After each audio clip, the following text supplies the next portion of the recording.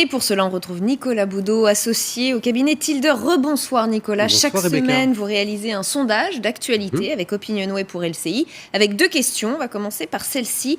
Pensez-vous que l'inversion de la courbe du chômage soit désormais enclenchée? Il n'y a pas grand monde qui y croit, a priori. Ah non, caramba, encore raté pour le président de la République, qui en a fait la condition pour se représenter. Encore raté en communication, ça peut s'expliquer pour 3 raisons majeures. La première, c'est la défiance à l'endroit du politique, à l'endroit des élites en général. Et à partir du moment où une nouvelle, quelle qu'elle soit, est annoncée, les gens ont du mal à y croire, et on en a un nouvel exemple. Le deuxième sujet, c'est qu'après la hausse du chômage au mois de septembre, cette baisse, elle est relative. Et puis pour qu'une bonne nouvelle comme ça reste dans l'opinion publique, il faut qu'elle soit répétée et que les gens puissent la constater sur le terrain, dans leur quotidien, autour d'eux. Et ça prend toujours un petit peu de temps. Puis troisième raison, quelques heures après l'annonce de cette bonne nouvelle, le Canard enchaîné expliquait pourquoi cette nouvelle était aussi bonne, en expliquant que des dizaines de milliers de chômeurs avaient été mis en formation.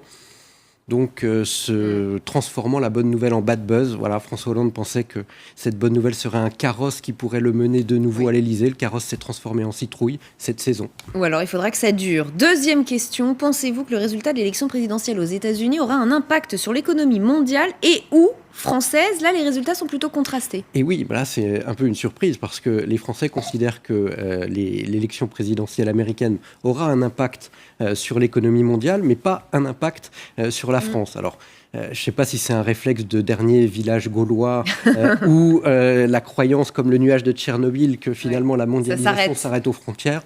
Je crois plutôt que ils ont compris, en écoutant les discours des 2 présidents, que l'économie serait plus protectionniste et donc aurait un impact mondial. Mais vous savez, il y a un réflexe français. On est toujours pour les réformes, on est toujours pour la réforme, à condition qu'elle s'applique aux voisins et jamais à soi. Et on en a finalement un nouvel exemple dans ce sondage où finalement tout le monde a compris qu'il y aurait un impact mondial. Et puis sur la France, on est un peu plus circonspect. C'est une façon aussi de se protéger.